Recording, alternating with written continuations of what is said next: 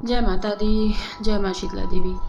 ना चाहते हुए मुझे ये बात बोलना पड़ रहा है। अब तुम लोग मुझे ये बताओ कि ऐसे लोगों के पिछवाड़े में तांत्रिक तंत्र ना घुसेड़े तो क्या करें? ऐसे लोगों के पिछवाड़े में पूरी की पूरी यही ना करते तो क्या करें? कुछ लोग मेरे पास आते हैं हाथ जोड़ के और कहते हैं मैम मदद कर दो, माँ आप सब जानते हो, आप हमारी मदद कर दो। और मैं बेवकूफ़, मैं पागल, आज मुझे अपने ऊपर भी बहुत गुस्सा आ रहा है और मेरे को मतलब ना रोना आ रहा है, ना हंसना आ रहा है, ना कुछ आ रहा है। मेरे को बस माँ पे हाथ जोड़ के खड़ी हूँ कि बहुत गलती कर ली है मैंने भी। मैंने भावनात्मक रूप से इतने बच्चों को ठीक कर दिया और मैंने कोई डिमांड नहीं करी, मैंने अपनी कोई फ़ीस भी चार्ज नहीं करी। मेरी इतनी कम फ़ीस है, उसमें भी तुम लोग चोरी करने की सोचते हो। मुझे कहते हो मैम बात कर लो, हमारी सैलरी 3 तारीख को आएगी, हमारी सैलरी 5 तारीख को आएगी, 10 तारीख को आएगी, हम आपको लौटा देंगे। क्या है ये? मत बोलो ना, ज़बानी मत दो। मुझे आज याद आ रहा है कि भाई 4 महीने पहले उसने बात करी थी, 3 महीने पहले उसने बात करी थी, अरे 1.5 साल पहले वो बंदा आया था। मुझे ये भी याद नहीं कि मुझे फ़ीस नहीं भेजी गई, मुझे याद ही नहीं रहता है, मैं अपने इतने काम में व्यस्त हूँ।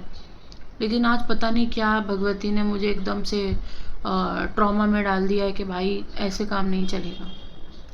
क्योंकि ये वही लोग हैं जो माँ को पाव किलो के लड्डू का भोग लगाने के लिए भी 10 बार सोचेंगे। और इतने बड़े हरामजादे हैं कि अपने लिए आईफोन चाहिए, अपने लिए बंगला चाहिए। मेरे पास आते हैं कोठी बनवा दो, घर बन जाए, हमारा 4 बंगलो बन जाए। सब कुछ करवाती हूँ, सब कुछ करती हूँ, लेकिन हरामखोरों को पाव किलो लड्डू, एक नारियल चढ़ता नहीं है मंदिर में जाके। अब तुम बताओ, ऐसे ऐसे हरामखोर लोग हैं। आज मुझे याद आया कि फ़ीस नहीं भेजी कितने बच्चों ने, और मैंने उन लोगों की एक एक मिनट, एक एक बात सुनी, एक एक घंटा दिया, आधा आधा घंटा दिया, बात करिए, सब कुछ सोल्यूशन दिया, रिकॉर्डिंग तक करवाई कि रिकॉर्डिंग कर ले बेटा, फिर भूल जाएगी, सब कुछ होगा। मैंने क्या करूं, मतलब इतना भी करने के बावजूद भी ये लोग इतने बड़े हरामखोर हैं। जहाँ पे मेरी फ़ीस 15-15 हज़ार रुपये निकलती है एक एक अपॉइंटमेंट की, वहाँ पे मैं कुछ नहीं ले रही हूँ उनसे, बहुत ही कम फीस ले रही हूँ। उसके बावजूद भी इनके पिछवाड़े में पता नहीं कौन सी गर्म तवे चल रहे हैं। हिमांशी शर्मा, और भी 2-3 लड़कियां, मुझे उसका नाम याद नहीं है, एक भावना करके, और भी एक और है। क्या है भाई तुम्हारे, तुम औरतों के इतने क्या है पिछवाड़े में कि तुम्हें बैठा नहीं जा रहा है क्या? क्यों क्यों सोए हुए को जगा रहे हो तुम लोग? मैंने आज तक किसी पर तंत्र, किसी के ऊपर ब्लैक मैजिक, किसी के ऊपर गलत करने का कुछ नहीं सोचा। लेकिन तुम लोग को मालूम है तंत्र से ज़्यादा बहुत गंदी चीज़ पता है क्या है? जब भगवती पीछे लगेगी, जब माँ की शक्ति पीछे लगेगी ना, उस वो तंत्र से भी बहुत 10 गुना बेकार है। मेरे को सिर्फ 2 आहुति मारने की ज़रूरत है और उसके बाद तुम्हारा काम ख़त्म हो जाएगा, जहाँ पे भी तुम जिस दुनिया में बैठी हो। लेकिन फिर भी अभी तक मैंने कुछ नहीं किया। क्यों पड़ रहे हो हम जैसे लोगों के पीछे? क्यों ऐसी तैसी करनी है तुम लोगों को? मेरे को समझ नहीं आ रहा, क्यों भिड़ रहे हो? अरे मत दो पैसा, जाओ खाओ मरो, क्या करना है मुझे? तुम हिमांशी शर्मा ऐसे समय पे आएगी थी कि तुम्हारे को पूछने वाला कोई नहीं था, और तुम्हारा ऐसा समय आने वाला है कि तुम्हारी कब्र खोदने के लिए जगह नहीं मिलेगी। तुम इतनी क्या बोलूँ, गाली निकल रही है मुझसे, तुम इतनी हरामी औरत हो। तुम्हारी छोटी बहन का डाइवोर्स हो गया, तुम्हारा बड़ा भाई की औरत छोड़ के चली गई, तुम्हारे बड़े भाई की औरत है 8 महीने की, वो भी बच्चा भी अपने बच्चे को भी अपने साथ नहीं लेके गई, तुम्हारा खुद का रिश्ता डगमगा रहा है, तुम्हारा पापा खत्म हो चुका है, तुम्हारी मम्मी अकेली पड़ी है टेंशन में, तुम्हारी मम्मी से भी वीडियो कॉल पे बात की, वीडियो कॉल के मैंने पैसे नहीं लिए। और मैं जितने भी लोग हैं ना, सबको ये मैं बोल रही हूँ, जितने भी लोग ने आज तक मुझसे काउंसलिंग ली, किसी ने टाइम का हिसाब नहीं रखा। सब बात करते हैं, आधे घंटे की बुकिंग करते हैं, एक एक घंटा बात करते हैं, और अपने आप को भगत बोलते हो तुम लोग, अपने आप को माँ का साधक बोलते हो कि एक के पेट पे लात मार के तुम अपना पेट पालने की कोशिश कर रहे हो, किसी की फीस खा के तुम अपनी फीस बढ़ाने की कोशिश कर रहे हो। मेरा प्रमोशन कर दो। तुम मेरे पास आ रहे हो, मेरी ही फीस खा रहे हो और बोल रहे हो मेरा प्रमोशन कर दो। तुमसे 9 to 5 जॉब ना हो पा रही, तुमसे एक परिवार, एक बीवी बच्चा ना संभल पा रहा, और कहते हो मेरी सैलरी बढ़ जाए, कुछ ऐसा कर दो चमत्कार। बढ़ भी जाती, उसके बाद कहाँ जाके मुंह मार रहे होते हो तुम लोग?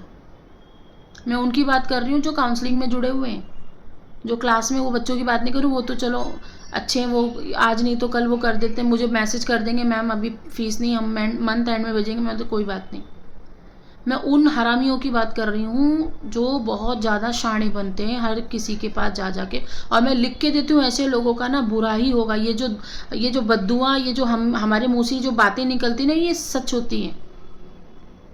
समझे। और हिमांशी तुम ऐसे समय पे आई हो, तुम्हारा पूरा परिवार नरक में पड़ा हुआ है, और मैं लिख के देती हूँ तुम्हारी एक गलती की वजह से तुम भी नरक में जाओगे, तुम्हारा पूरा परिवार भी नरक में जाएगा।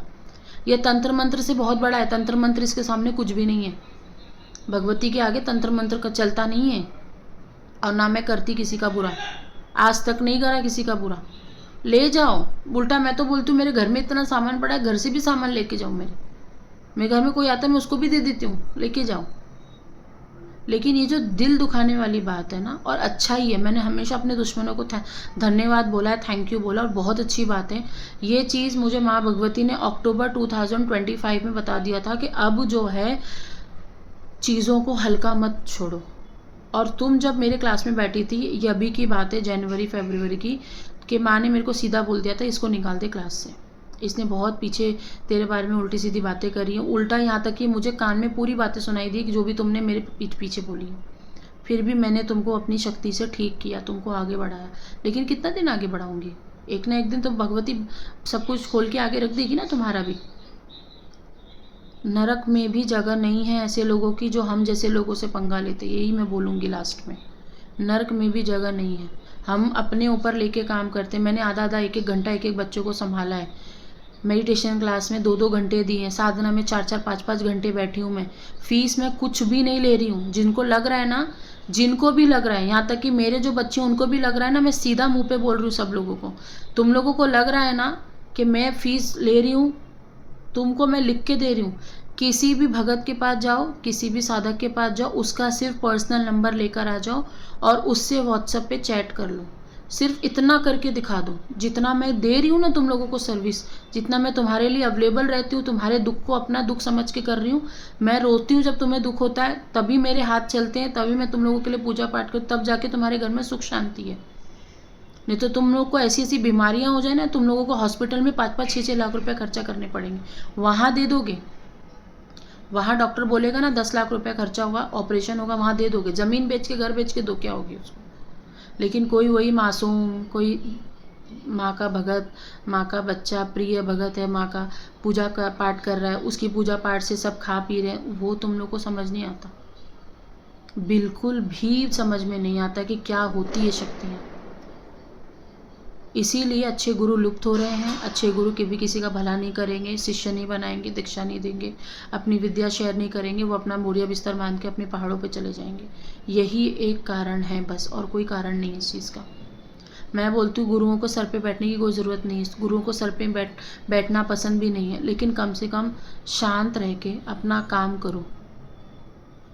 मैं बस इतना ही बोलूँगी, अच्छाई का फ़ायदा मत उठाओ।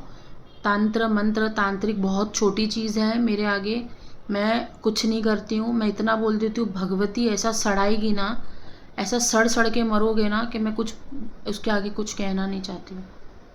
इसीलिए हम जैसे लोगों की मेहनत को समझना है समझो, नहीं समझना है किसी और के पास जाके मुँह मारो, हमको कोई मतलब नहीं है उस चीज़ का। मेरे पास जो बच्चे आते हैं मैं उनकी सहायता करती हूँ पूरे दिल से, पूरे हृदय से। जहाँ मरना है जाके मर जाऊँ, मुझे कोई फ़र्क नहीं पड़ता। लेकिन जिस बच्चों की जिम्मेदारी मैंने ली है, मैंने ली है, बात ख़त्म।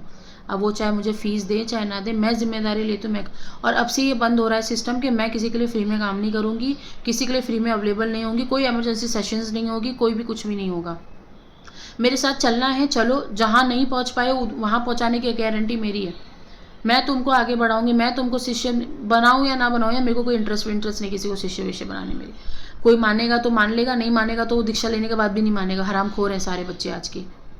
कोई ज़रूरत नहीं है किसी के पास जाने की, और ये मेरे पास जहाँ जाना है जाओ, मेरे पास आने की तो कोई ज़रूरत नहीं है। मेरे को फालतू का कचरा चाहिए नहीं ना। मैंने अभी बचपन से रखा अपने पास कोई कचरा, मैंने खुद को सबको छोड़ दिया है। मैं सिर्फ भगवती में मेरा मन है, मेरा मन किसी में नहीं है, मैं सीधा बोलती हूँ। मेरे को पैसों का भी कुछ नहीं है। जिंदा रखा है वो देगी रोटी कपड़ा मकान, नहीं देगी तो नहीं देगी, एक दिन मार देगी जान से। जब मरना तो सबको ही है, शमशान तो सबको ही जाना है। इसीलिए मैं बोल रही हूँ, दिल दुखा के कोई फ़ायदा नहीं है। मैं ज़बान नहीं ख़राब कर रही हूँ, मैं बहुत प्यार से अभी भी समझा रही हूँ। समझ में आए तो ठीक है, नहीं तो अपने घर के ना टिकट काट लो, अपने घर के डॉक्टर्स की अरेंजमेंट कर लो। डॉक्टरों के चक्कर लगने वाले हैं अभी। जय माता दी।